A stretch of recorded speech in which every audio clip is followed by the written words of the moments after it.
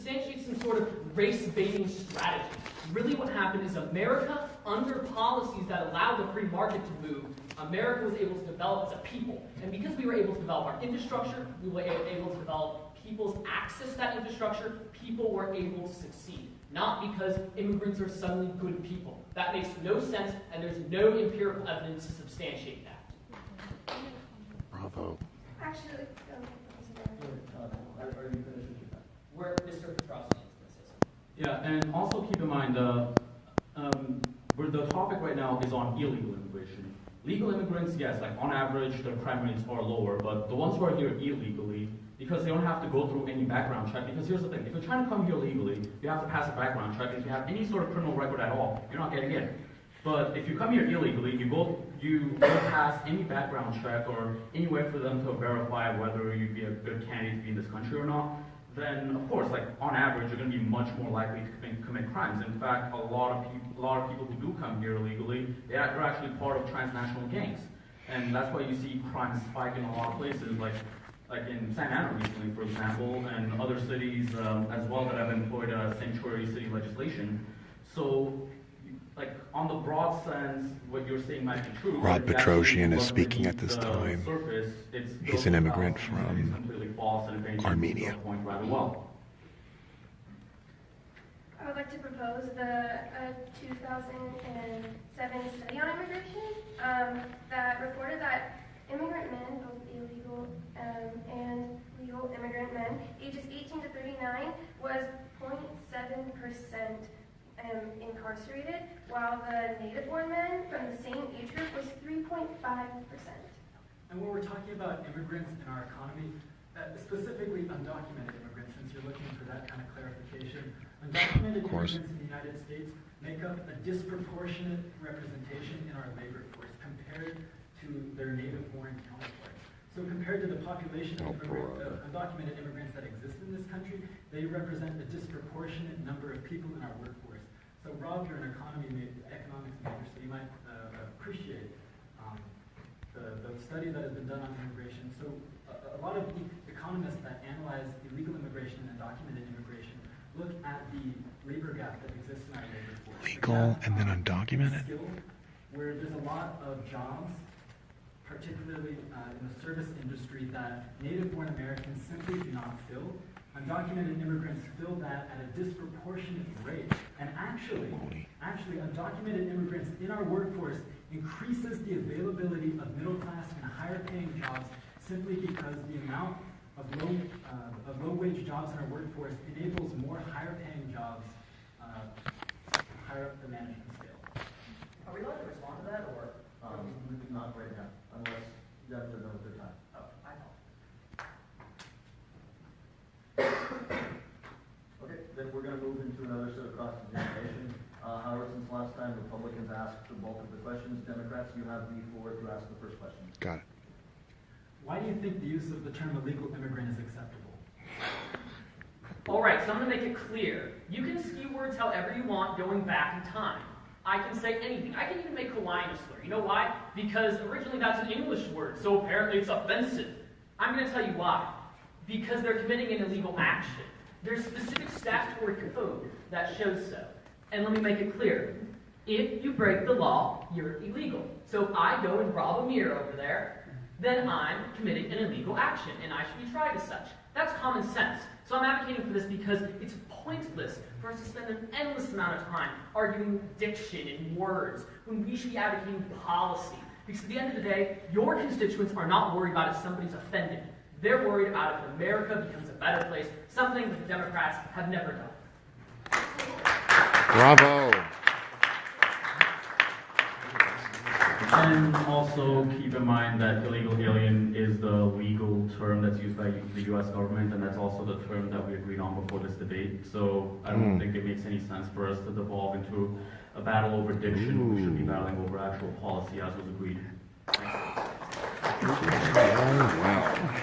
So, by the way, sorry, we forgot to mention this earlier. We're going to ask that there's no audience interaction until we give you a mic during the audience question portion. So please avoid clapping, snapping, or especially heckling. Anyone who's heckling will be given a warning, and the second time we'll politely ask them to leave the debate. Thank you.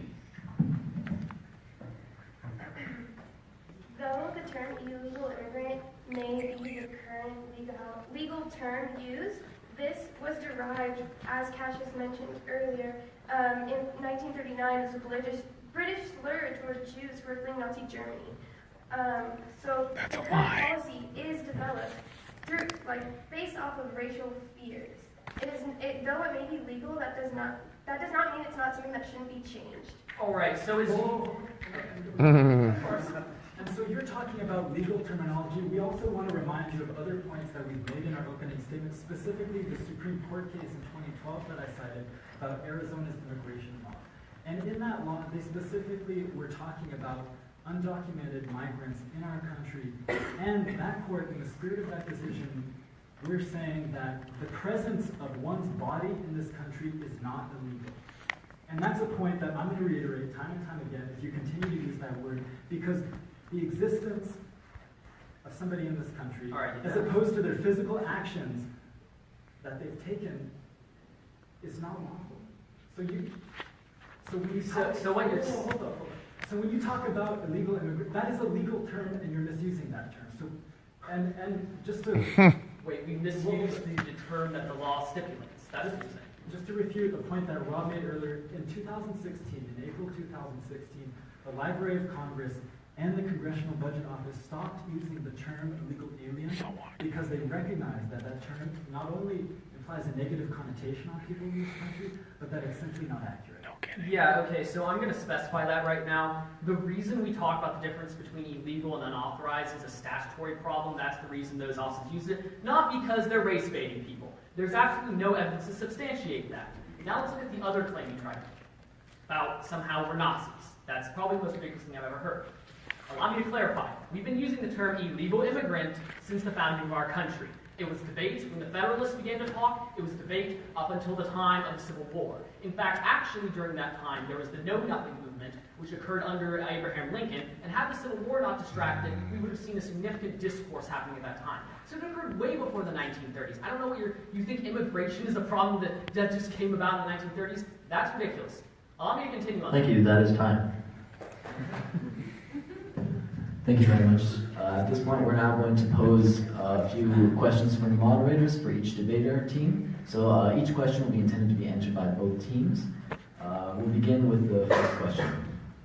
So many Republican figures have regarded the so-called anchor baby concept as a potential to legitimately undermine immigration enforcement, while opponents on the left have regarded birthright citizenship as being rooted in the 14th Amendment of the Constitution and regarded the anchor babies issue as a theory or a myth. Several Democratic figures have expressed that the issue, in their view, is keeping families together, while the Republicans have claimed that this leads to many legal discrepancies. My question is, should the children of undocumented immigrants legally become U.S. citizens at birth, and how should the presence of these children affect policy regarding the amnesty of undocumented parents? For this question, we'll have the Republicans begin, and for the next question, we'll have the Democrats begin. All right, so there's two parts to this question. Question one is a philosophical one. Should it? And part two of it is it? Is it? Yes, because the Supreme Court defined it that way, and the Republican Party, unlike other parties, does believe in enforcing what the courts say. Now the question on should it? No, they shouldn't be. And the reason is quite simple. When you have birthright citizenship, you incentivize people to come here illegally, have their children, and give them American citizenship. American citizenship should be something you fight for, something you strive for. Immigrants shouldn't be granted just based on birthship. Now, do I think there should be an integration process? Absolutely. There should be an integration process. But that integration process does not encourage just giving it out willy-nilly. And I know the Democrats are going to try to race bait and say, oh, this disproportionately affects Hispanics. The answer to that is no. It has nothing to do with Mexicans, Hispanics. It's not a race question. It is a matter of public policy and respect this American flag and for the American citizenship that is granted to us. In your answer provided, you claim that American citizenship should be something fought for, not something provided for. Did you fight for your American citizenship? You, being born in the United States, you have been born on American grounds. You have been raised in America with American values. Democrats are pretty weak at this. You have gone to American schools. You have been opened up to the opportunities that are within America. They should be granted to you. If you were born here, you cannot change the fact that you were born here. And we'd also like to reiterate the point, when you're talking about immigrants in this country, specifically undocumented immigrants, the children of undocumented immigrants, parents who came here without documentation, what you might call, they didn't enter the country through our legal system, their children are more than twice as likely to go to college as American native-born children. Furthermore, immigrants are also entrepreneurs. They're 30% more likely to start their own businesses than native-born citizens. Yeah. Can I ask on that? If you guys don't, each team does get 30 seconds for a rebuttal. All right, so that's an incredibly skewed statistic because that just counts legal immigrants, people who came here and worked their hearts. And when it comes to did I fight for my American citizenship, you're goddamn right. I would fight every day for my American citizenship. And if we went to war, our people would fight for it. The problem is when it comes down to illegal aliens, we don't create that establishment of citizenship. It's not the cultural icons that make Americans Americans. It's part of what comes here about an established system, things that we can definitely attach to. And I'm sorry if you can't attach to America as a culture, but America is more. America is something greater than just a random placard given out. Calm down. 30 seconds. Who's to say that someone born here, who has lived here their entire life, would not stand up for America, would not hold pride in America, and people who are born here recognize themselves as American. They have lived here their entire lives. They hold those morals. They would fight for their freedom. They appreciate the opportunity to have to live in this country and be able to not have an oppressive government coming down on them. Thank you very much, debaters. We'll now move to the second question. Many Democrats have argued that bringing undocumented immigrants legally into the workforce would help our economy by increasing consumption and tax revenue. Republicans have claimed, on the other hand, that by granting a path to citizenship for illegal immigrants, we are encouraging legal action and inciting increased competition for blue-collar workers, leading to an overall negative economic impact towards Americans. My question is, in which ways would your specific plans assist the American economy, and why would it be more beneficial overall than the plans of your opposing side? We'll begin this time with the Democrats.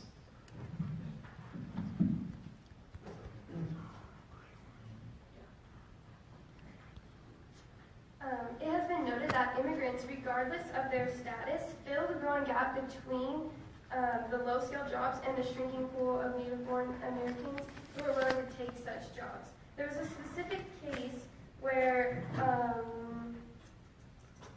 jobs were opened up and no immigrants were there to fill them, as they were noted that they were not allowed to hire any undocumented immigrants. Good. And no American citizens came to replace those jobs. And in turn, they had to get 2,000 workers from Everybody, this is at UCI Irvine.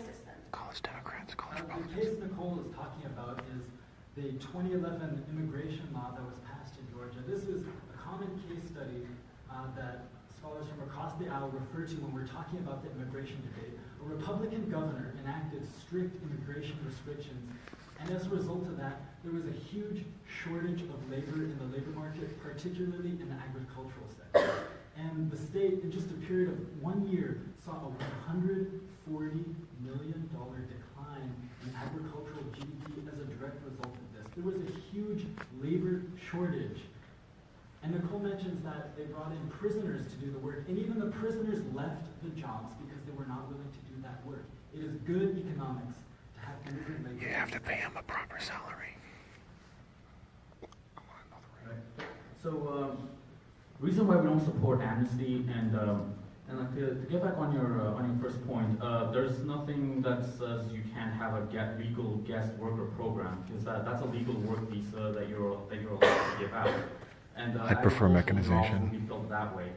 And but also keep in mind, in terms of the rest of the economy, amnesty hurts low-skilled workers the most. The legal immigrants already here and people who are like very downtrodden.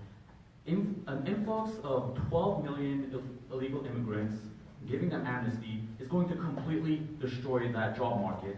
Unemployment is going to skyrocket. And additionally, big number that I'd like to mention, I said it before, I said it again, $2.3 trillion. That's how much it's going to cost to pass amnesty and to get everybody in, give them legal status and try to integrate them into the country. That's a big number. That's going to destroy our fiscal market. It's going to destroy mortgage rates, interest rates, and that's going to hit everybody. And that's not going to make the economy better at all. And worst of all, more amnesty is just going to lead to more illegal immigration. We've seen this in about 2013, in 2014, when during the times where there were talks about amnesty being passed through Congress, there were about 50,000 unaccompanied minors who were exploited by human traffickers to try to get them across into the U.S. So this is just kicking the can down the road. And when you pass amnesty, you incentivize even more illegal immigration, and you never solve the problem. You end up talking about this again and again, and you just create even more people who are in the shadows and can't find work and just become a burden on the rest of society, both economically and also in terms of crime. Okay, we will now move into our mid-debate summary. So each team will have, once again, 4 minutes to sort of present their case thus far, or make any additions to that case for the audience, followed by another round of cross-examination, just as in the beginning. We're going to start with the Republicans on this time.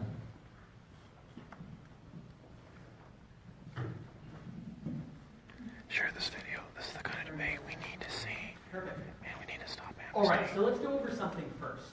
Their entire case is about moral decision-making. Allow me to ask you one thing. First, there are a lot of great legal immigrants who came to this country. People who worked through the system. People who worked long and hard to achieve their legal statuses. Rob is from Russia. He's the immigrant here. I'm from the Hawaiian Islands, and yes, we weren't originally immigrants, but we understand what it's actually like to be a minority, unlike, ironically, our opponents.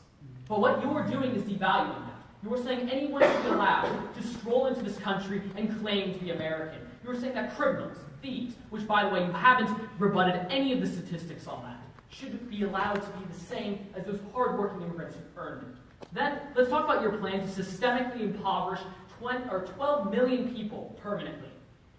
Since the 1960s, under President Johnson and his, quote, war on poverty, the American government spent over $22 trillion. You should mention what Johnson said about black people. Nothing. The poverty rate has remained at 14.5%. There is no solvency behind what the government does. And what you're proposing is allowing all these people to enter the labor market, all of whom will be impoverished and we put upon the social welfare system, only, I don't know, probably to vote Democrat. That's what the plan is. Allow me to take a quote from Ronald Reagan. In this present crisis, government is not solution. Government is the problem. And that will always be the case. I would love for you to name me one poverty program that the government actually helped people with. A poverty program that did not incentivize people to enter the labor market. On the other hand, the Republicans have had a specific advocacy in how we plan to solve this with an integration mechanism. Individual development accounts, which were implemented in 1997 in areas like Michigan, for instance, have had solvency in integrating people while encouraging them to keep jobs. Michigan went red in 2016. Like the Democrat plan, which permanently impoverishes people. And this has been shown to statistically work. Individual development accounts have been shown that 35% of those participants own businesses, 84% own homes, and 80% go to college. It empirically works because it incentivizes people to join the market, and it doesn't disillusion them to permanent poverty, which is what the Democrats, at the end of the day, are wanting to do. Please keep sharing this, guys. They never really brought up any statistics which how immigrants help the economy. Now, there was one. They cited a 2007 study. There are several problems with this study, though, that academics have skewed. For one, they have gratefully overlooked discussing how they came about these conclusions. So allow me to tell you. When people take these studies, they look at county areas, not cities, not individual communities. When you look at county areas, you have skewed statistics. That's like comparing Huntington Beach and Santa Ana and observing, oh, Huntington Beach crime went down. I bet the people in Santa Ana are committing less crime. That makes absolutely no sense. Those studies are created that way in order to induce people to come to false conclusions. Our studies that we cite look at individual communities, not just random clusters that they happen to form for their statistics. It's a massive problem in academia. We need to talk about the methodology behind these studies. Then look on top the economic argument. Their only economic sharing this, argument is, everybody? it'll damage the labor sector. Rob already brought up how we're solving this. For one, yes to visa programs. We can control what the economy needs there. Second off, we already talked about integration process. That integration process brings people into the economy. Third off, we specifically brought up about how we're going to have enforcement mechanisms to allow people to access the labor market in an equitable manner, something that illegal immigration doesn't allow. It only spams immigrants, basically spams workers into the agricultural industry. And sure, that might help us in the short term, but we're stealing jobs from American citizens. So I emphasize the Republican platform very easily. Jobs, jobs, and jobs. Because at the end of the day, people aren't looking for this race discourse. They're looking for actual plans. Thank you, Republicans. That is the end of your time. Democrats, at this point, you will have a chance to present your summary and/or give any arguments or responses to arguments that were proposed by the Republicans throughout the debate so far. So first, we'd just like to start by breaking down some myths that we're hearing from the Republicans, particularly regarding undocumented immigrants and their composition in our labor force. Undocumented immigrants comprise a disproportionately large percentage of our labor force, unlike what our Republican colleagues are claiming, and this is relative to the overall population in the United States. Hundreds of thousands of immigrants are here working and employed in the United States. These same people that you say legalizing would cause a drain on our system, they're already working here. They're already doing these jobs. You cannot say that legalizing them would cause that because they're already working here. By you claiming our amnesty program will somehow cause an influx of jobs into the economy, first of all, we're not saying that permanent amnesty forever. We're not advocating open borders. Anybody on both sides of the aisle understands that that is a ridiculous proposition. What we're arguing for is a legalization of current undocumented migrants that are living in this country, people that are already working here and doing jobs. And you want statistics? We got statistics for you, Kemal. I know you love statistics. In 2010, we had 8.4 million undocumented immigrants employed in the United States. In that same time period, they represented 5.2% of the U.S. labor force, although they were only 3.7% of the U.S. population. So again, undocumented immigrants disproportionately comprise a labor market in our country, unlike any other demographic, even native-born workers. That discrepancy is not something. That's a great point. Morally, I do a great job, so it's okay for me to break the law.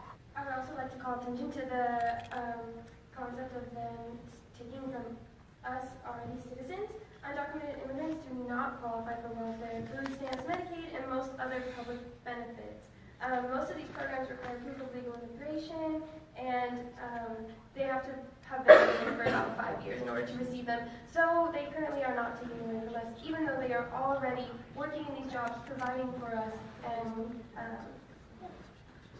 so statistics consistently support the argument that U.S.-born children of immigrants, undocumented immigrants, are more likely to go to college, they're less likely to live in poverty, and equally likely to be homeowners as the average American. These people, that you are saying the legalization of would cause a drain on our system, they're already here, they're productive members of our society, and we believe that it's our job as representatives of the politics of our country to acknowledge them. I can't believe this. They shouldn't even be owning homes. Paying taxes, they make up $10.6 billion worth of state and local taxes. Providing them amnesty will only contribute more. This will make them be required to pay more taxes and contribute more into our economy. 2 minutes for cross-examination. We're going to give start to the Republicans. Sure, so you said they're contributing money to the economy, yet I clearly read you evidence that shows illegal immigrants by themselves take over $100 billion per year. You say they only contribute 10. So let's do some math. What is 100 minus 10?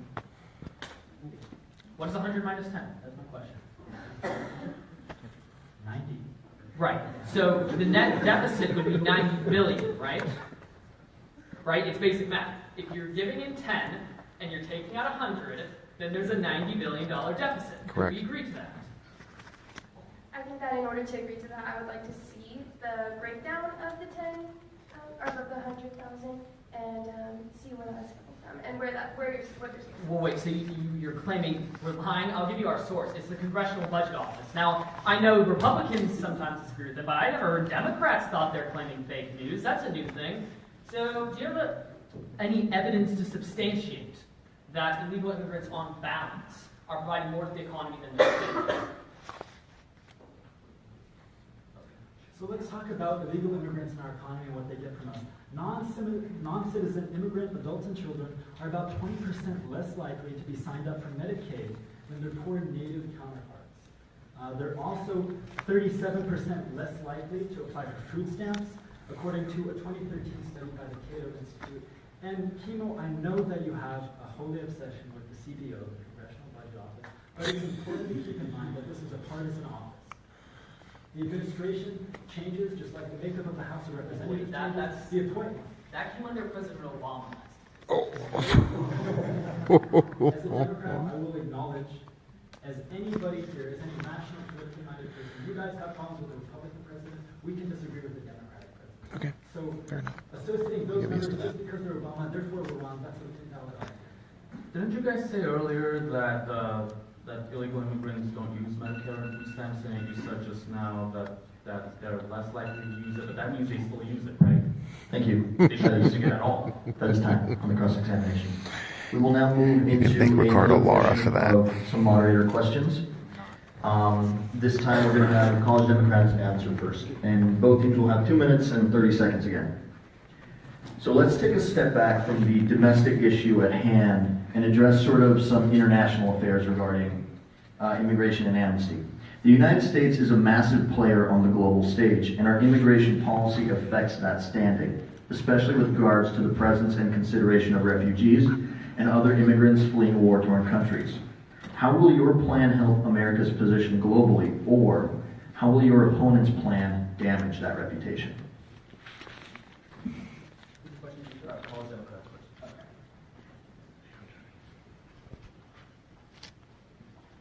So a position that we've consistently been making is that immigration is good for the American economy. Oh, sure. That when we allow people in this country to pathway to citizenship, especially those that are undocumented and already working here, that is good economics for American workers and for American businesses. We as a nation have also prided ourselves in helping others around us, providing them safe places when they have been restricted of their human rights. It is part of the American moral to provide people their human rights and their natural born rights. And in accepting international immigrants, asylum seekers, we are standing by those morals.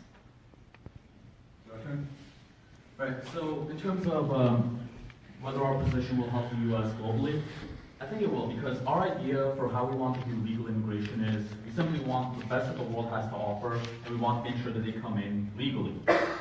And in order to do that, we need to make sure that our immigration system is merit-based. So everybody applies. If somebody happens to have a distinct skill that they can offer to the country to help America and help themselves, yes, we want those people there. And I think that objectively, that is the policy that we would want to pursue for the well-being of this country. The Democrats' policy of just giving amnesty to whoever happens to be here, whether or not they pass the background check, or whether or not they essentially cut in line to get here ahead of people who are much more qualified, it's kind of interesting. The left likes to use the word privilege a lot. Why is it not also an argument of privilege to allow priority to people who cross into the country illegally just because they happen to be closer, whereas somebody who's probably facing an even worse situation in their own homes, they have no hope of getting to this country legally because all the spaces are taken up by the people who would get amnesty. Frankly, I find it completely unfair. For example, when I came here to this country, I waited a little bit over 5 years for my family to get a visa, and most immigrants who are in my position, they spend even more time, up to 10 years. So why is it fair for them to wait even more time, so that we could grant amnesty to people who can't even pass a background check and are probably criminals? I agree with you, Debbie. Fundamentally unfair. And as for helping others and human rights, like, we have sympathy for people who want to come in, but we have to make sure that the people coming in are secure and that we can verify who they are. And given some of the terrorist attacks committed by refugees elsewhere, I think that the country should put its own safety first and make sure the people are vetted, which at this stage we simply cannot do.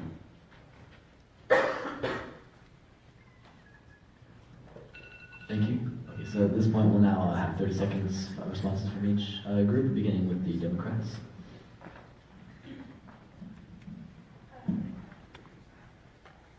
I would like to reference back to the idea that the She's really uncomfortable. commuters is an assumption. Also, I would like to say that you can't just assume that the people who are already here are not also fleeing horrible circumstances in their home countries. Providing amnesty to the people who are already within the United States is not only people who are just coming here to work. There's plenty of people who are also here searching for a safe home away from their country of origin. And when we talk about privilege, and you mentioned privilege, so I'd like to talk about undocumented immigration as a story of privilege. Our immigration policy disproportionately favors, with the strict requirements to enter this country, disproportionately favors the wealthy, privileged residents of other countries, and it does not help the underprivileged. Second question, this one will start with the college Republicans. We get a rebuttal. We get a rebuttal. Oh, yes, sorry. My bad. All right, so I'm going to make this clear. Our policy is America first. They claim we can't assume people are committing crime. I gave you a study that showed you specifically in sanctuary cities, rapes doubled. It's literally the term of the crime. Yeah, I just gave you the study in our first speech, and I know you like to cherry pick counties, but I look at studies that look at cities. Now, yes, your own authors tend to skew the studies because they don't know how to write properly, but what I'm saying is look at the data. Now, secondly, when we come down to economic hegemony, look at the United States and Mexico. They don't respect our country. Thank you. That is time. Perfect. So, as I said before, now I'm going to ask one more question, and that's going to start with the college Republicans. We're going to follow the same format, after which we will open it to the audience. So, finally, I would like to ask a question pertaining to UCI. President Trump recently claimed that he would defund cities and institutions which claim to be either sanctuary cities or sanctuary campuses. The ASUCI Senate has also been sort of toying around with the idea of making the school a sanctuary campus in order to protect our undocumented students. However, this could threaten our federal funding, and we are unsure at this time what that ramification would be. What is your stance on this issue, and how will your plan secure the best education and funding for the largest number of students and faculty possible? You get 2 minutes. Yep. All right, so I'm going to put it simply. The Senate is idiotic. Because why would you pass a policy that would defund UCI? It literally does nothing. All it is, oh, let's just talk against Donald Trump. That's all that policy implies. The policy doesn't do anything. All it is a middle finger to the Republican establishment. That's all it does. And it threatens every student. Now, what do I think we should do with undocumented students in UCI? Deport them. Simple. That's what the law says. So that's what we're going to do. That is simply putting America first. Now, yes, they can come back, but they must come back legally. So when it comes down to it, at the end of the day, we're going to pass policy that follows something called the federal government comes first, not some random student government. The federal government has a right to make laws, and the student government does not have a right to impede upon these laws. They can't suddenly decide, oh, we're going to go violate the Constitution. They can't do that. That's not within their jurisdiction. This is insanity. You're allowing the student government to take over federal law. I just want to point out how crazy that is, and to the point that we've even got there. And also, I'd like to add that the ACCI Senate wouldn't even have any jurisdiction in this, and all it would be doing is putting it's going to put a fiscal target on our backs because we're going to lose a lot of funding. And this is funding that's supposed to benefit all of how to deal with UCI. Trump's And orders. kind of interesting that ACCI is proposing this too, because ACCI is only more or less going bankrupt recently. And they've had to increase their fees lately, but I bet they're still going to have some problems, especially if Trump follows through with this, which he probably will. And also, I want a lot of likes for that one. This as extreme virtue signaling that they have no power to actually enforce. and they try to think that a slap on the face is worth a shot in the head, more or less. Yep. Thank you. The College Democrats now have 2 minutes to answer the question. Thank you. So when we're talking about sanctuary cities, campuses, cities, or even states like California declaring sanctuary status, there is no legal grounds for the federal government to remove funding from a place when they declare sanctuary status. When the federal government in particular gives funding to a locality, whether it be a municipal locality or a state, unless they impose conditions on that funding from the get-go, it is illegal and unconstitutional for them to withhold that funding. So if the current administration, as they have threatened, were to go through with defunding programs for sanctuary cities, or withholding federal funds from those cities, that would be unconstitutional. And that's because it violates the principle of federalism and local control that exists in our Constitution. Local governments are given certain authorities and rights that the federal government cannot impede on. That's true. And one of those rights is what I just mentioned about funding for cities. You cannot impose conditions on funding after the fact, particularly when it comes to law enforcement, infrastructure, and other priorities.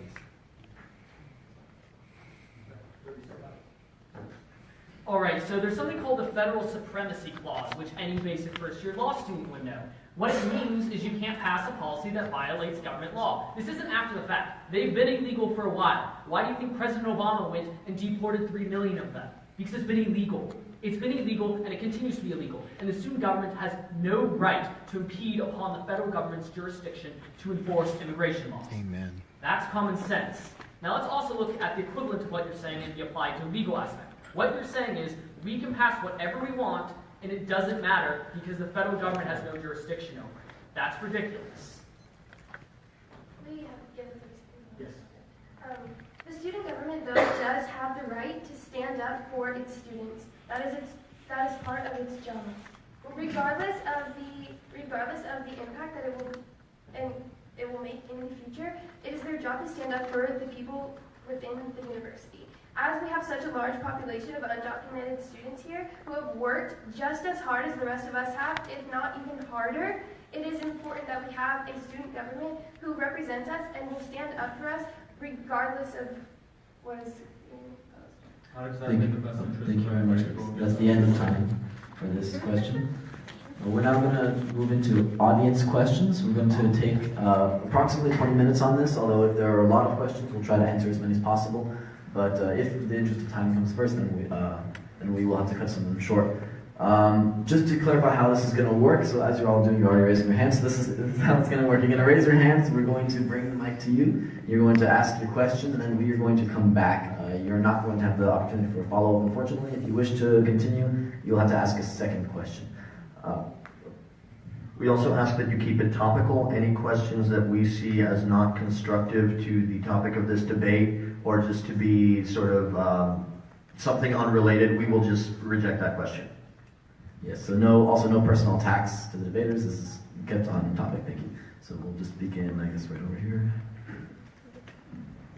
Hi, I have a question for both of you. It's kind of on the same topic, but I think She's the president of the club. What about everybody else?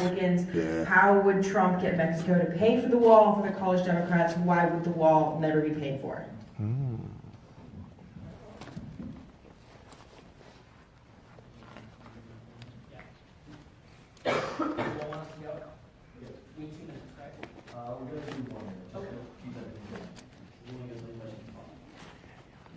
We'll start on this. We're going to amend Rule 130.121 to redefine applicable financial institutions to include transfer companies like Western Union and redefine account to include wire transfers. At that point, illegal aliens will not be allowed to wire money outside of the United States unless they prove documentation that they are indeed legal. That would effectively cut off $24 billion of aid going back to Mexico, which they'd have to make up for on their Social Security net. What that means is, effectively, Mexico can either pay $10 billion to build a wall or $24 billion to a bunch of poor Mexican citizens that suddenly had their only source of revenue cut off. College Democrats?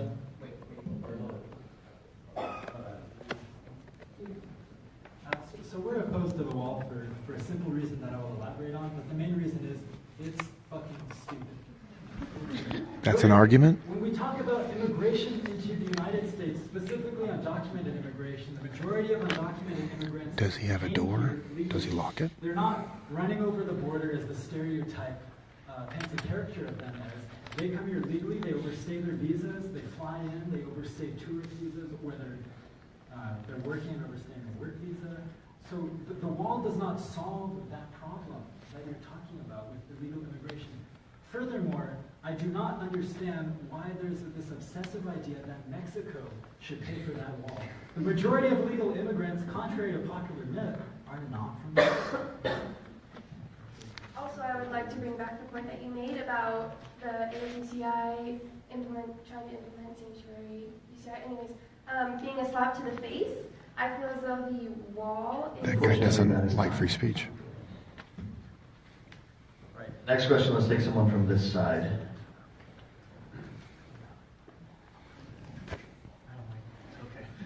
For the college Democrats, I have both for the amnesty and everything. The college Democrats, amnesty, do you believe advocating for citizenship or legal status? And how do you define between those two?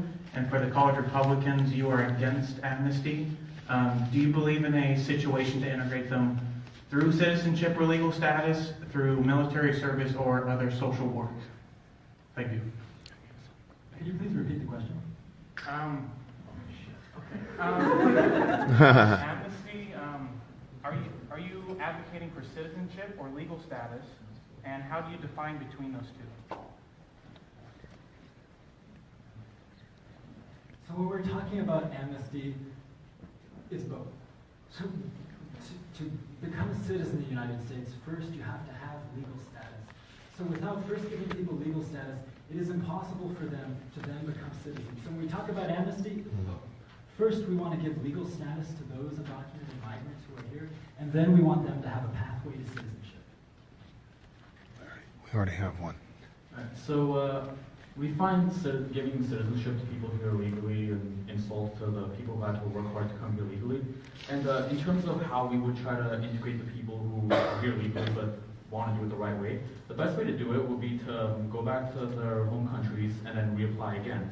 And also you mentioned military service. I would be open to something along the lines where somebody can serve their country for a given number of years and come back and be eligible for legal status and maybe I'd say no to that. But at the very least legal status so that their kids can become citizens. I would consider military service to be an acceptable enough debt to repay for breaking the law. Thank you very much. The next question will be right over here. Yeah. Shortly after the election, there was this huge group of people, and they were arguing with me and about immigration and race and everything. And speaking about race, this is what really turns me off, is that why in the world is diversity and mass immigration only happening in white countries? Now, we always talk about illegal immigration being a racial issue. What about the illegal immigration that's going on in Europe? They always say this is natives' land. What about Europe? Why does Europe have to suffer from Muslim invasion? Shouldn't the white people have their sanctuary in Europe? Come on, let's figure out a compromise. Who's the question directed at? No, either of them. I mean, you know, this campus has a group for a certain type of races, Hispanics, Asians, but there's no white group on campus. I'm not even European descent. If you want real equality, have a white group on campus or have no racial-based group. Okay. So I guess whoever would like to begin by answering. Oh. No, answer. Wait, you can't respond to this? Come on. Just respond to it. Do your best. What about European immigration? Talk about European immigration. Could we get some clarification on what the specific question is there? Yeah, if you believe there are white supremacists who want illegal immigrants out, shouldn't the white supremacists at least have a sanctuary in Europe? Off topic. No, it's not. It's true.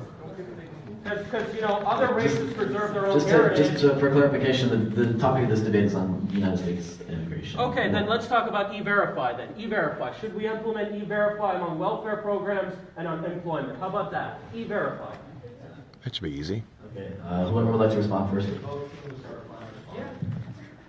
That didn't even come up. Good question. Sure. Okay, so E-Verify, I think it's a good system on its premise, but the problem with it is computerized programs always have a tendency to not work well. And the problem is when you're dealing with 12 million people that are here illegally, that can be a big problem. The status quo works about it quite fine, but I would say that there needs to be immigration policy that prevents illegals from getting welfare. Because yes, they are able to get fake social security numbers. Like Kevin DeLeon. No, okay. Yes? Yep. Actually, yes. That's a good point. Okay, yes, that's actually true. But when it comes down to it, at the end of the day, we want to look at policy that actually helps people in the long run, which we're about helping American citizens, not just about hurting illegals. Illegals are hurting Americans, and thus they need to be deported.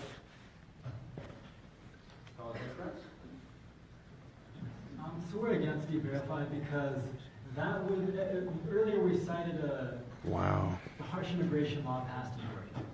And that caused a huge shortage in the labor market and ultimately was severely detrimental to the agricultural economy of that state. E-Verify would do a similar thing because unfortunately undocumented immigrants, because they're undocumented, while they pay other taxes into our system, like income tax and sales tax, not income tax, E-Verify would be a way to weed out undocumented immigrants and have their legal status realized, and we're against that. Our next question is going to be over here. This question is for the College Republicans only. Are you guys familiar with the Immigration Reform and Control Act of 1986? Do you have a specific, yes, I'm aware of it, or do you have a specific question? Yeah, it's just in regards to the amnesty requirements, like if you guys are familiar with it, because it seems that you guys are suggesting that the United States just hands undocumented people like amnesty. But I feel that if you guys are familiar with this act, you would know that it's not like that. I'm familiar with it in that, it wasn't exactly full.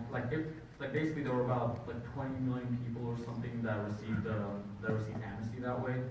And the problem is, in exchange for doing that, there was supposed to be a concession where we would get much more border security, so that this would not become a problem anymore. However, since we gave amnesty and we incentivized more people to try to come in illegally, this problem continued. So that way we're discussing this 30 years later now. So this is why we believe very strongly that amnesty is the wrong way to go, because it's not going to solve the problem of how do we make sure we don't have people coming in illegally. Because I think illegal immigration is bad in and of itself for everybody involved, both for the country taking them in, but also for the immigrants themselves. Because what kind of livelihood could they expect if they have to live in the shadows their whole lives? We think it's best for them to try to come here legally. They have to go through the process. It's a little bit longer, but it's best for everybody.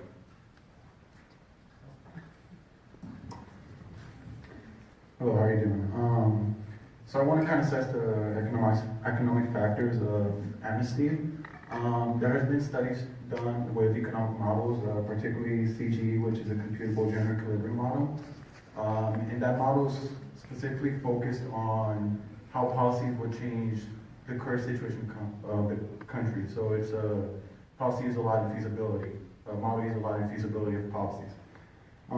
Based on this model, focus on a specific county, but its studies did find that in LA County, amnesty or comprehensive immigration reform of amnesty, as they call it, would bring 1.5 trillion additional GDP over the next 10 years to the U.S. And increase it by 0.84%. It would have a significant increase in California in general, a 1.9 billion increase just for LA. And then they also conducted a study on, just having legal status, but not necessarily providing amnesty. And they found that it will only increase it by 0.44% and only bring 792 billion GDP over the next 10 years. And finally, they found for mass deportation, it would decrease the economic GDP by 110 trillion over the course of 10 years. So I want to understand, what the College Republicans or you guys think about how this model assesses the situation, or if it's a valid model. Perfect.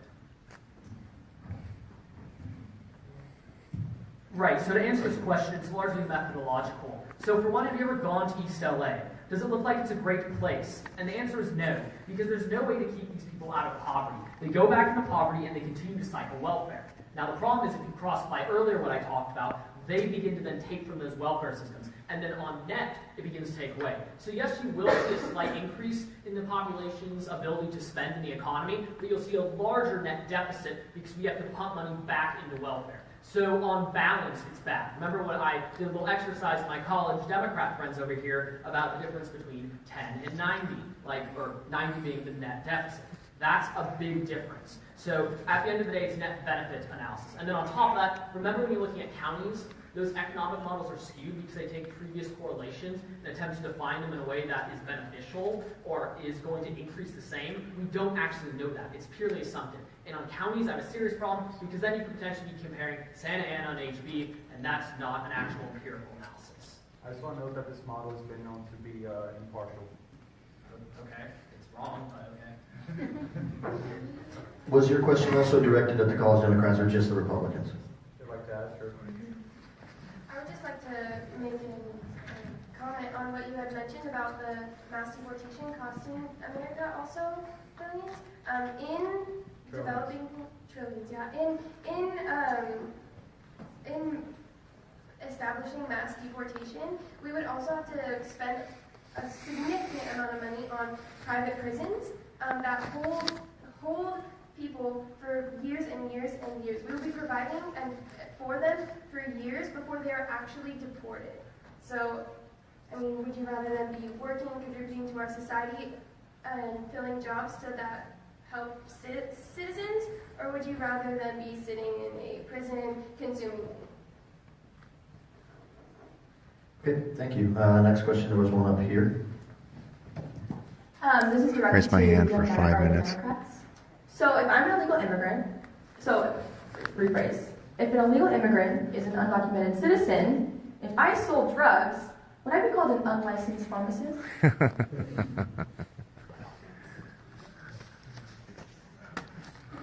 Yes. Eek. I'll just repeat it for you. So if an illegal immigrant is an undocumented citizen, if I sold drugs, would I be called an unlicensed pharmacist? Is there a broader point that this question is getting at? Oh. I just want you to answer yes or no. This is implied mockery. Oh, brother. You can, I will decide that that's non-topical. However, if you want to respond to it, you may. We're not prepared to give an educated answer to that question.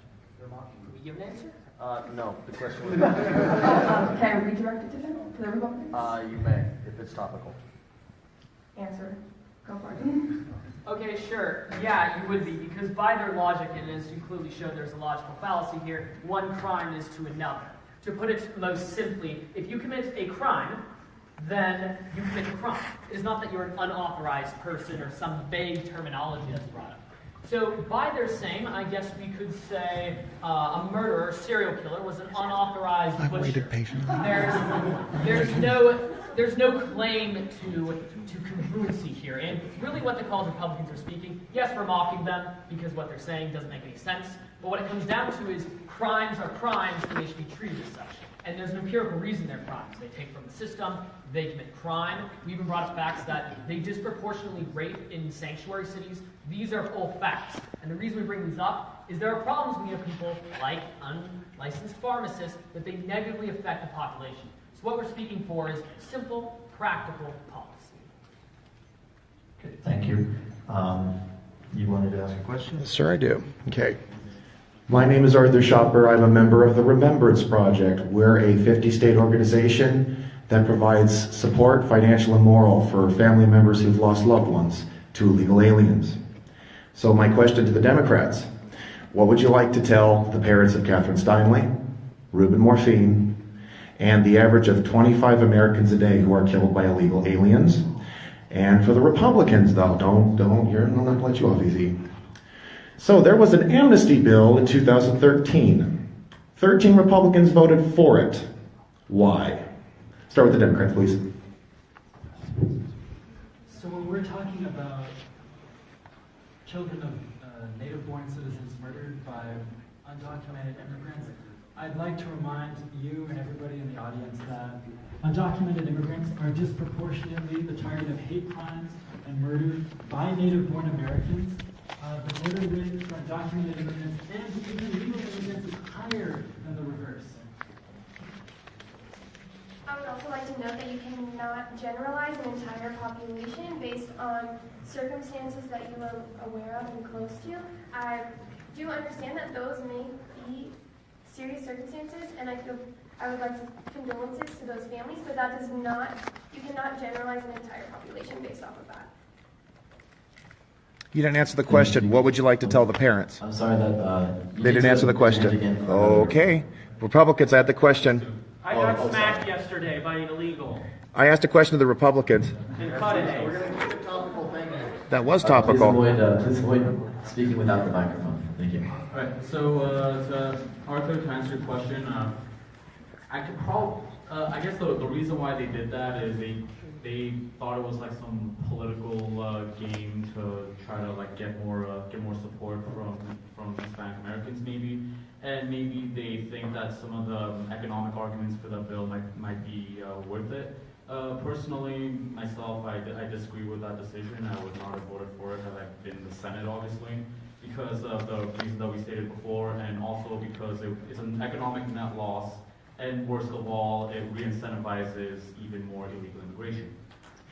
Right, so a final thing on this too, when looking at legislation in Congress, it's incredibly complicated because statutory requirements at times are vague, they're very long, things like that. Now I disagree, there should not be amnesty, and those Republicans are in the wrong. But when it comes down to it, we need to remember when we're talking about legislation in general, we look at the specific problems in it, because legislation is very long, it's lengthy, so try not to generalize legislation because it's so complicated. I know. Thank you very much. Are you going to run for U.S. Senate, Rob? That answer. Nick, if you want to ask another question, you have to raise your hand. Sorry. All right, move to the next question. Sorry. So given that the Republican Party, specifically in California, is facing a shrinking voter base among immigrant communities, specifically among Latinos, we also have empirical evidence to show that millennials are among the least involved in the Republican Party in voter registration as Latinos. So considering the traditionalist social values predominantly held by immigrants and community members of Latin American descent, do you think that the Republican Party can afford to take such a hardline stance on immigration, given that that Latinos are becoming an ethnic majority in the state of California? Yes, they can, because Trump won. Right. So to answer your question, we need to reach out to them, and we need to increase our voter engagement with the Hispanic community as well as other communities in the state. But supporting amnesty and thinking that this is somehow going to lead us into the promised land, number one, it's a complete fallacy because there's institutional loyalty to the local Democratic parties in these areas already.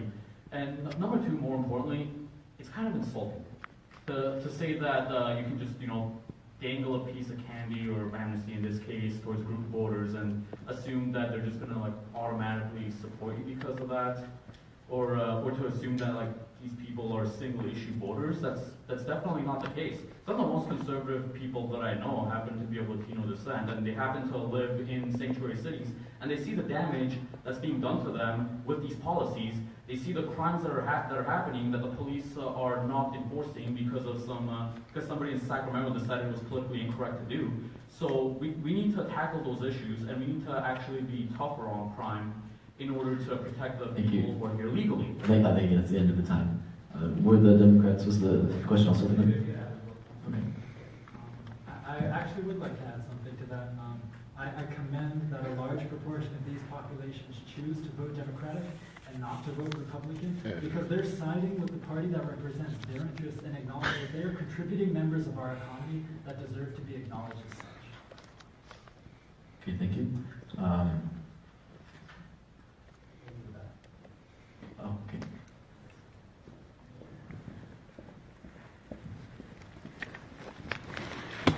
This question is more aimed towards the college Republicans, but I do welcome the college Democrats to respond as well. So today in this debate, you've mentioned a lot about these background checks and implying, correct me if I'm wrong, implying that these background checks would happen before they entered the country, meaning no criminal action in this country yet. But with these background checks, how does that account for corrupted governments, such as where my family is from in North Korea, where my grandfather, who's a refugee, is labeled as a political criminal. So how did the background checks that you've been referencing this debate affect the status of someone able to come to this country? That's a great question. This was directed at Directed at the college Republicans, so I do want to hear from the college Democrats as well. Thank you. All right, so one of the primary problems when it comes down to this is that the system itself has difficulty tracking where everyone goes, which is really why I'm against amnesty. But when it comes down to looking at places like North Korea and political refugees coming from that area, the question is not so much can we decipher if they're criminals or not. The question is more of what is the history of that specific person. Because in a lot of cases, people give answers to what they want to do. For instance, a lot of terrorists that come from the Middle East, they say things on social media that indicate whether they're going to commit terrorist actions. That's simply factual. We see that in Europe in a lot of cases. When it also comes down to it, I'm not saying the system is perfect, but we do have pretty good background checkers. And I would say the empirical evidence shows that with extreme vetting, we can mitigate the possibility that these people will be committing crime, or in the worst case, like the Middle East, terrorism.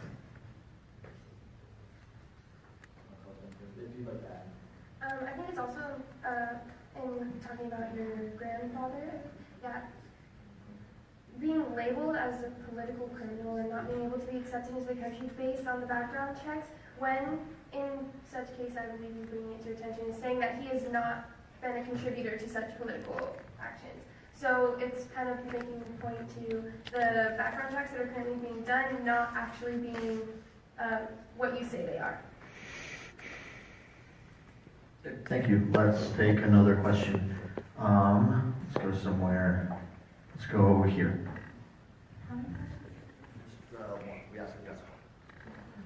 Hello. So I have a question for college Democrats and Republicans. So, to college Democrats, you said that we should give undocumented immigrants legal status and then eventually citizenship. So what about documented immigrants or like legal visa holders who already applied for citizenship or a green card? Should we like automatically give them citizenship?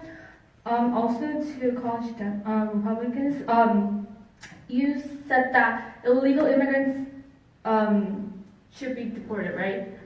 But what about people who came here legally and then overstayed visa and then they married, they applied or they married to like a citizenship holder and like a U.S. citizen and they became a citizen or like they tried to become a citizen? Should we deport them or like what should be the line?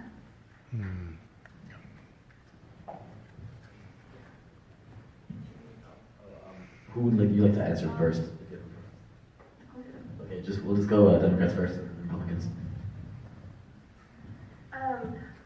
Our personal view is that in those who are already have full legal status and are working towards citizenship, the aim is to get those who are undocumented to the same legal status and then have them all go through the same process of citizenship. It should be a collaborative thing so that it's not only them just skipping ahead of them and immediately getting citizenship. They should both be brought to the same legal status and then both into citizenship.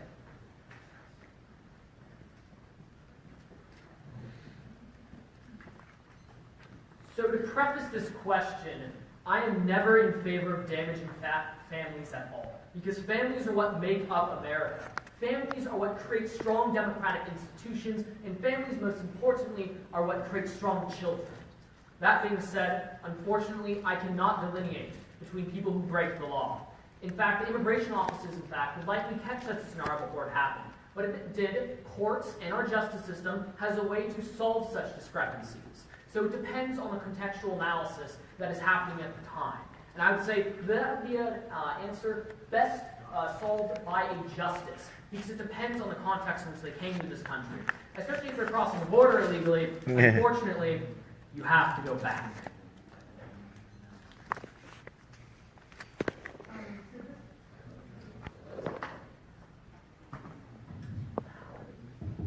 So this question question is primarily to college Republicans, but college Democrats can add their input. So my understanding of your platform is that you wish for there to be a wall built to keep out this kind of huge flow of illegal immigrants that are coming in and crossing the border. So what do you say then to the Pew Research statistics that say that the unauthorized immigrants crossing the border is at a net zero and has been so for the past 2 years?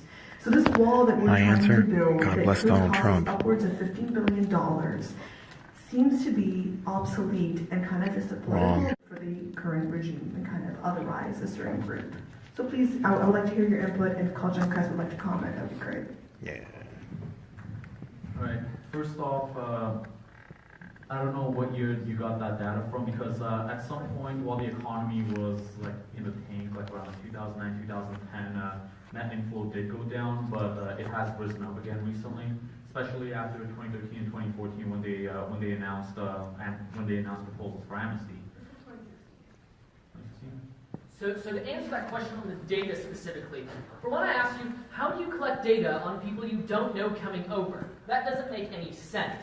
So when it comes to people crossing the border, we're not entirely sure. But we can tell the problem. You know why? Because the voters speak for us. And when the voters say there's a problem, there's a problem. To also critique the methodology behind that, there's a number of statistics showing that sanctuary cities are growing, that institutions from illegal immigrants taking welfare are growing. The problem is getting worse. So I ask this question to everybody. If it is true that illegal immigrants are leaving this country naturally, then why do we keep paying more and more and more for them? Yeah, both of us would like to add something briefly to that. Just to bounce off what Kimo said, actually the voters do not approve that approach.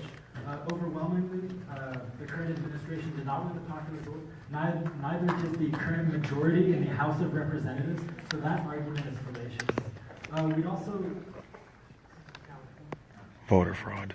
I'd also like to add on Emma's comment about and go back to what I was saying earlier about the ASCCI, you making a remark that it was a slap in the face, and in addition to the idea of the wall being more, as she said, political rhetoric, slap to the face, as we have at a net zero people coming in here crossing the border. Thank you. You were waiting. Yes, thank you. Well, just to give some background, yesterday I was at some sort of city council meeting, and there were a bunch of people like with these signs saying white people should go back to Europe, apparently something about us stealing some sort of land or something. And I'm wondering, why should we want to import people, right, into this country who think that we stole land from them, right? That they think we wronged them. Why should we want people who hold those views to be in this country? Because many of the people who are, quote, undocumented immigrants, and I guess this is for the Democrats, but the Republicans can comment too, why would we want people, which many of these illegal immigrants are, who view that America stole their land and view also that America owes them something because we supposedly stole land from them in a conflict that happened about 150 years ago? So that's my question. I think it's important to pay attention to the history of the United States and the Europeans coming to the country and taking land away from Native Indians already here. I don't believe that it's necessarily immigrants coming from other countries claiming that we are stealing land from them. As we have been here for hundreds of years, we have worked with the Native Americans, though there have been some recent issues. It is not direct. These people are not coming here and claiming that we are taking their land away from them. I don't think that that's a valid argument to say that we shouldn't be allowing them here, because that's not necessarily what they're claiming. And I'd also just like to touch on the connotation of your question, that we would discriminate against people based on their political views to enter this country. That's unconstitutional and something that we're strongly against. We don't want commies. We don't want communists coming in. Alright, so I wouldn't exactly call this like a broad assessment of like the entire group, but we fully and completely condemn these protest organizations who seek to do nothing but divide and to try to like create a race war between Latinos and white, for one. But I would also like to say that this kind of goes back to the problem of what happens when you incentivize illegal immigration and you don't stop the problem at its root. You have people who don't assimilate, mainly because they can't, because you live in the shadows your whole life, because that's all you can ever really do as an illegal immigrant when you try to skip the line to get in illegally. So I think this is just yet another example of why we need to curb illegal immigration. Tom Christensen was talking about Lorenzo. And try to encourage them to apply legally as well. Because if that's the case, then you're just breeding groups that can't assimilate and that have resentment towards the countries that they came to. Thank you very much. Let's see.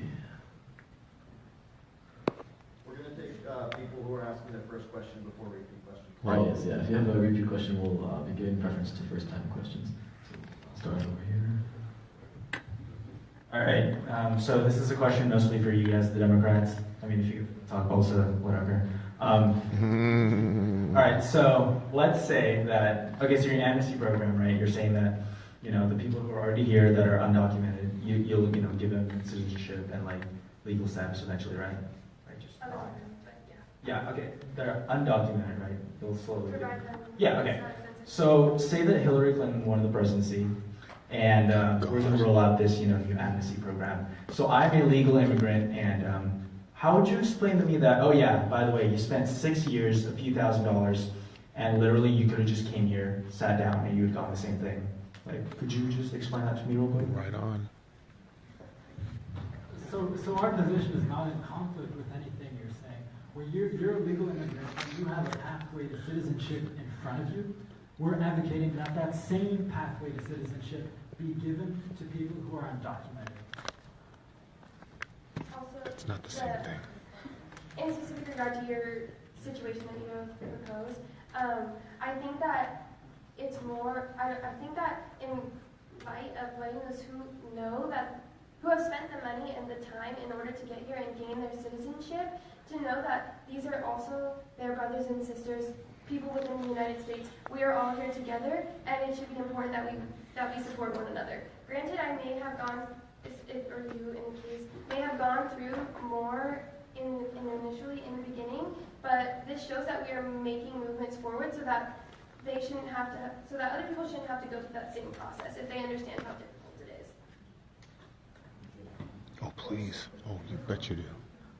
So I find it hilarious that the other people standing on the other side of the stage, they can't empathize with you. I wonder why.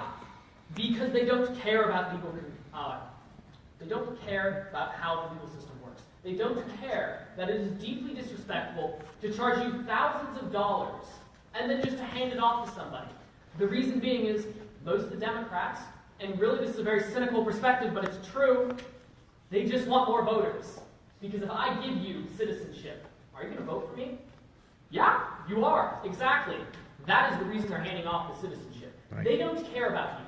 They care about political expediency. And I come up here, and I'm not saying exactly popular views, but I'm saying how it really is. Because that is the strategy of the Democratic Party. The Republicans stand for virtue. The Democrats stand for expediency.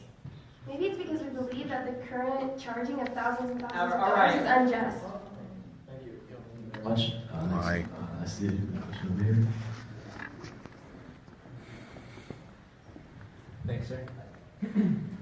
All right, so this is also a question, but I just want to make a comment.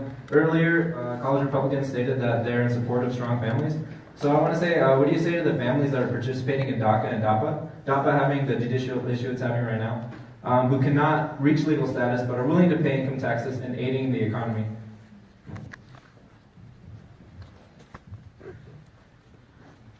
Well, it is admirable that that these students do want to go into universities and everything. It just stands that they broke the law and they did it. They were here illegally. Do you know what DACA and DAPA is? Yes, I mean, Yeah. Okay. So DACA doesn't state that you came here legally. DACA gives you an extension for a period of time. It's an executive order, and I'd be in favor of Trump repealing it. Why? Do you remember what I said in the beginning about the Congressional Budget Office? These people cost money to the system. They're here. They're not paying their fair share. Now, yes, they contribute some. They contribute $10 billion, as the Democrats said. but they take 100 billion. Do the math. They are stealing from our economy. They're taking from our people. They are the ones that are to blame for this. And yes, they're committing illegal action. That's a fact. And I'm sorry for their families. I really am. I never want families to split up. And I pray to God every day that we can have a system that actually cares for people. Because really, that's not what Democrats. This guy probably has DACA status. Do the Democrats have a response to the question as well? He did. I just want to point out some inaccuracy and maybe some discrepancy in what Timo is saying, because we appreciate the point of the College Republicans that you do not want to split families up. We agree with that, and that's exactly why we believe that we can acknowledge that laws in this country are unjust, especially our immigration laws. We do not believe that anybody should be deported if their families are here. Thank you very much. Baloney. They didn't believe that 10 years ago. Okay, we got a question over here.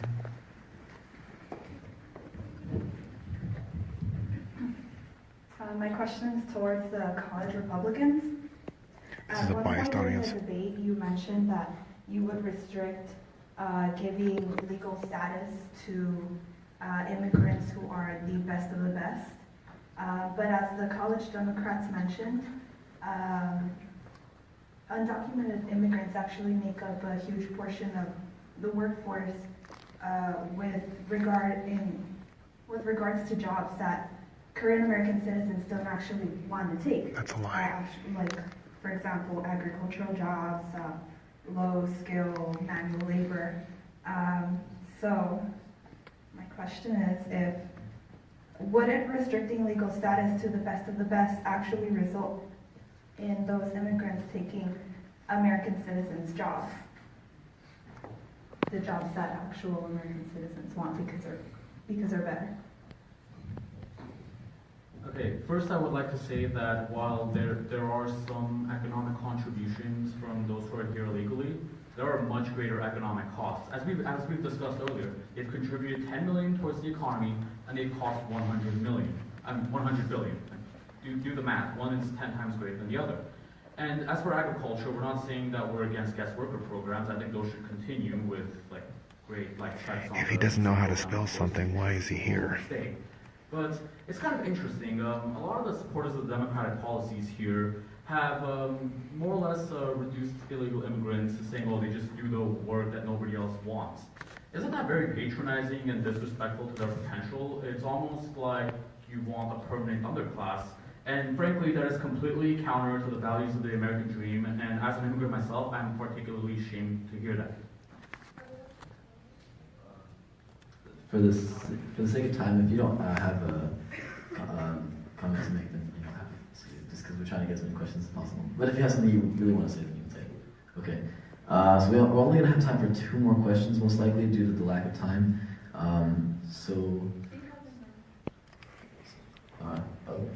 Okay.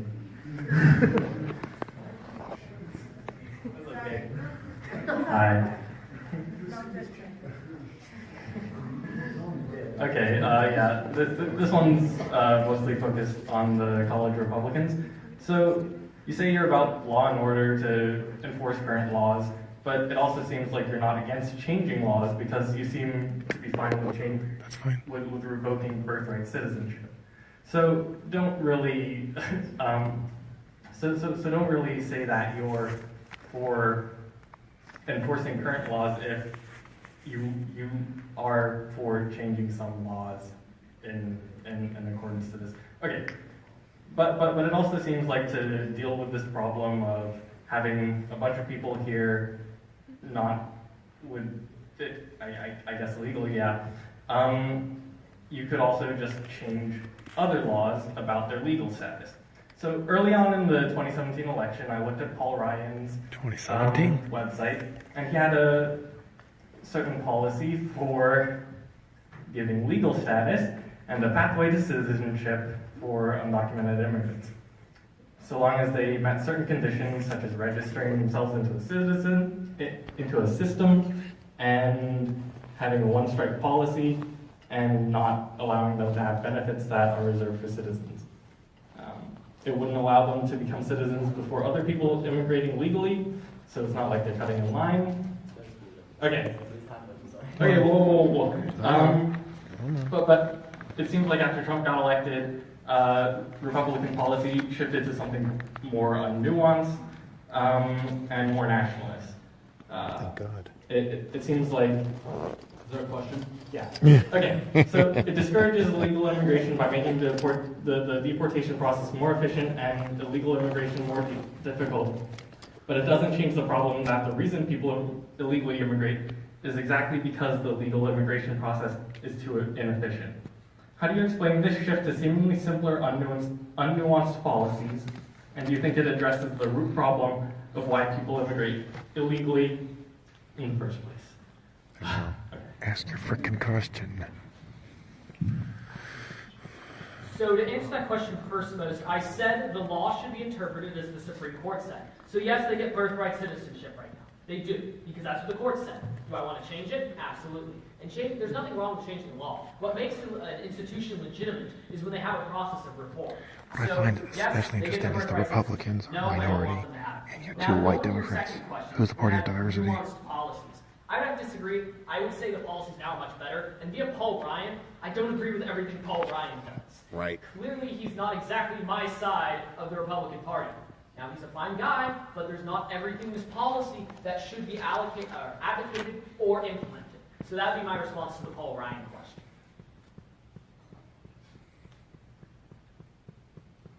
You know, the Democrats stacked this room, and the Republicans are knocking it out of the park. So we have one more question. Sorry, so we wanted to get to all the questions. We apologize that we weren't able to get to everybody. Give everybody a chance. Hi. So I'm actually doing research on college Democrats and college Republicans at every UC school. So it's been cool going to all the UC schools. But my question is, so with this debate on immigration and I guess in some part a vision of America, in what vision of America do you think Democrats and Republicans agree upon? In what vision do you think they disagree upon? And do you think these are ultimately Great question. compatible or conflicted? Is this directed specifically about immigration now, or? Yeah. Topic? Yeah. Okay, so specifically in regards to immigration, please.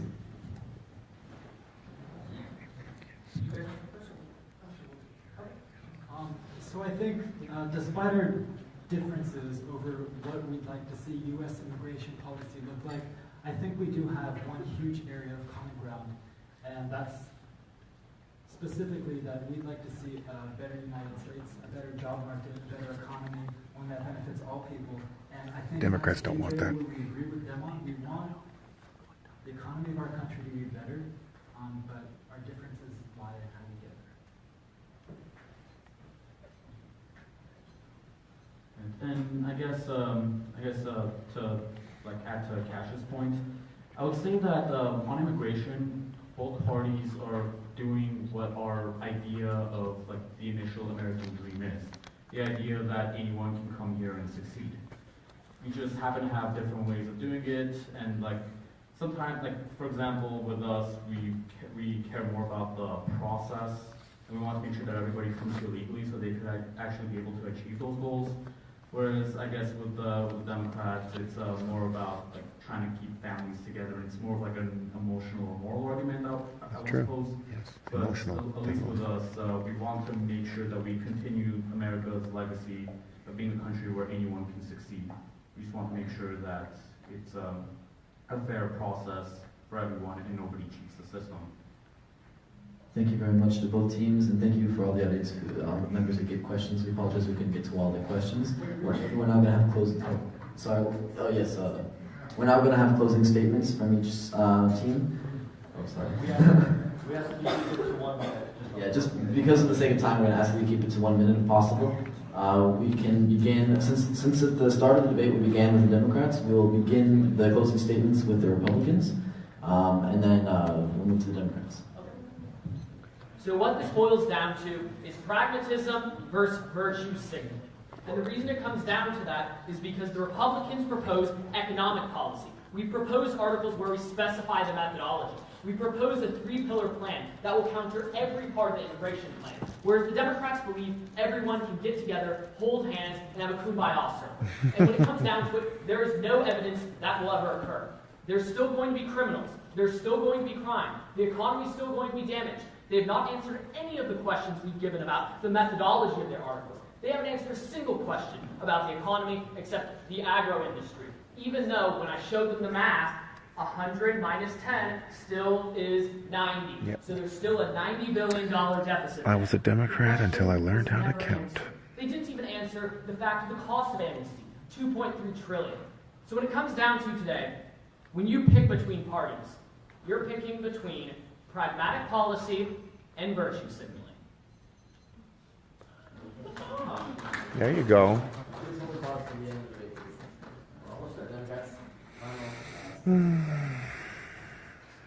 We would like to restate that we do not support laws based on racist political rhetoric demonizing human beings. These guys push race all the time. This is working against what our country stands for. Though we both agree to represent what our country stands for, it is important that we do not discriminate others in doing so.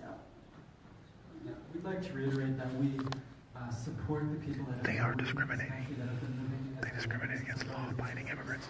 And we support amnesty for them. Really quickly, Illegal is not a race. Our weekly meetings are every week. A lot of them are Asians too.